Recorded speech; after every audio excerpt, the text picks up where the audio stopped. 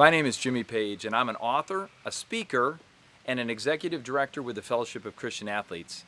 And I've known John a long time, and we've gotten to be friends, and it's an incredible honor for me to be part of the Power of Positive Summit.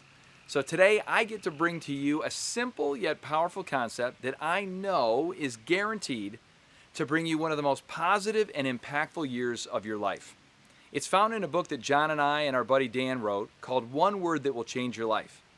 Now, this simple little concept has the potential to throw all of your other ways of doing life on its head. While it's true that all of us will eventually die, I don't believe it's true that every one of us will really live.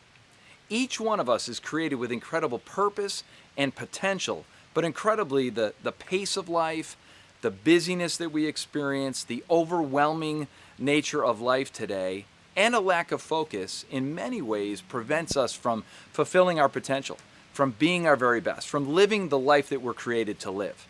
That's why we're approaching life a little bit differently with this simple idea called One Word That Will Change Your Life. 25 years ago, I got together with a bunch of guys and with the intent of living our life differently, with iron sharpening iron, where we were going to help each other live the life we were made to live. And every year at the beginning of the year, we would start with, you guessed it, New Year's resolutions. And invariably within the first 30, 45, 60 days, we would completely abandon the New Year's resolution track. We experienced failure and false starts and a whole lot of frustration along the way. And we finally decided, there's got to be a better way. That's when we got a reality check. If we're going to become the men that we're made to be, if those around us will become the women that they're made to be, we need a new approach. We started to filter our life through one single word. One word for the year. Throw out the resolutions, throw out the to-do lists, and instead focus in on one word for that year. We expected that word to bring life change in a multitude of different areas, but we had no idea just how powerful it would be. My word for the year was simplify. I had a lot of things going on, a lot of irons in the fire, and I discovered that I wasn't doing any of those things very well. So when I started to apply that one single word of simplify, all of a sudden I could say no to things that before I would have done. I could say yes to the things that were most important to me, and I experienced life change like I had never imagined before. The process of discovering your one word is very, very simple. It's 3 easy steps. First step is this, to look in. It's that time where you take a look at your life and you ask a couple of simple questions. The first question is, hey, what do I need most?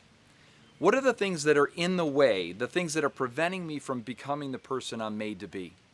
I remember back in 2010, my word was detox. I know a lot of you right now are thinking, what on earth is the word detox for? Well, I realized that I had a number of things in my life that were like pollution. That I needed to clean up certain things in my life, clean up things in the way I was thinking. I had negative thought patterns. I had destructive ideas. I had a critical spirit. Maybe I was even a little bit judgmental of others. And I knew that I had to detox from all of that mess in order to be my very best. I was making choices with food and a lack of exercise and some things that were toxic in my life from a physical health standpoint. And as I began that detox process, removing those things that were harmful, I started to walk in better health. It was a powerful year. The second step of discovering your one word is to look up. John, Dan, and I are all men of faith, and we believe that God has a word for us, that He is writing His story in our lives, and it's up to us to discover His plans for us. We believe that by quieting our spirit and asking God, hey, what do you want to do in us and through us this year? That He will begin to reveal that one word for the year. In 2008, my wife was diagnosed with 4th stage cancer. And we started that process, and we were getting a lot of bad news from the doctors. In fact, her prognosis for survival was very, very slim. And as we entered 2009, my wife discovered her word for the year, and that word was believe. We knew that we would have to have a different kind of focus for the year, that we were going to have to defy the odds, so to speak, that we were going to have to believe that nothing was impossible for those who believed. Nothing is impossible for God. And that word began to transform our thinking, began to transform our expectation for the year, and it became a powerful force that not only in many ways put us on a pathway to healing, but in other ways helped us to establish an organization called Believe Big, a cancer foundation that now has the opportunity to impact many other lives. We've seen the power of one word as we look in and we look up. And the last stage of discovering your word is to live it out. It's to look out. It's to share it. It's to put it in prominent places so you'll see that one word on your phone. I use it as a screensaver. Every year we get together and paint our word on a canvas and put it up strategically in the kitchen so it's a conversation starter.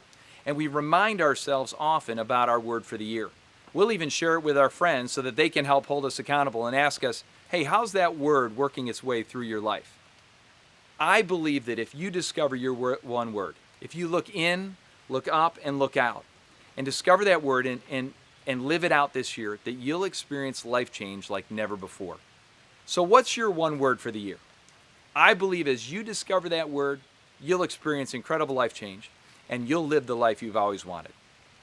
Thanks again. Take care.